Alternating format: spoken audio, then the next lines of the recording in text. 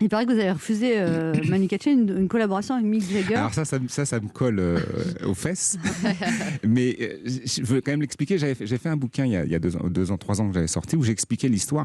Je rencontre Mick Jagger. Enfin, il m'appelle pour collaborer. Il me dit voilà, je voudrais qu'on en en anglais. parle. Et non, il parle très très bien français comme Ah vous ouais et moi. Avec tellement- un petit accent ch'ti d'ailleurs. C'est tellement, mais c'est tellement classe comme phrase. Alors, il y a Mick Jagger, qui m'appelle.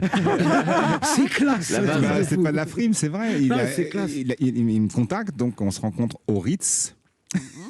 Dans sa suite, il lui prend un thé. Moi, je prends une boisson fraîche et il m'explique en français, très très bon français, excellent français, qu'il veut faire un album solo et que voilà, à l'époque c'était encore des cassettes. Il me donne la cassette, il me dit Manu, tu écoutes et tu me rappelles quand tu as écouté. Ok. Entre temps, j'étais avec Peter Gabriel, on faisait un nouvel album, donc je repars. Trop la frime. Non, c'est pas la frime, Anne, c'est mon métier. Ah oui, je sais, mais c'est Donc bien. je repars. Ce qui est une vraie phrase de frime. C'est pas la frime, c'est mon métier. Ça va être difficile. Je suis Manu Katché. Non, mais c'est ça. Ça va être difficile. Et là, donc Mick Jagger m'appelle, et ensuite là-dessus, Peter Gabriel m'appelle, et alors Non. Et qui c'est qui arrive? Jésus. Alors, je lui dis, bon, attends, j'ai pas le temps. J'ai entendu parler de vous, mais bon, il paraît que vous déplacez les foules, mais... Honnêtement, je repars pour continuer l'album avec Peter Gabriel et effectivement, je ne rappelle pas Mick Jagger. J'écoute la cassette et je suis pas super chaud.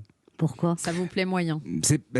Non, c'est chouette, mais dans ma tête, c'est Mick Jagger, comme on vient de le dire, c'est quand même juste une superstar. Et j'écoute les morceaux et je ne m'imagine pas les jouer très très bien.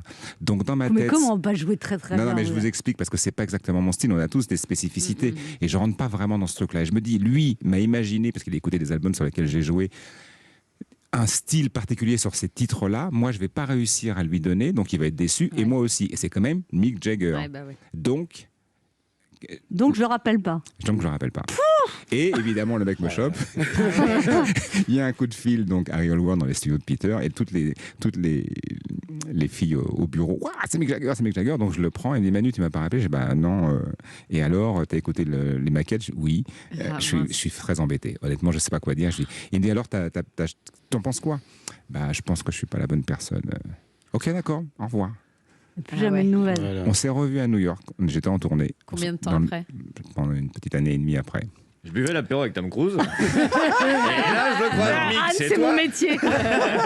Et là, il y a un mec qui m'appelle, qui me dit, c'est Mick Jagger. Et l'autre, il fait, Mickey.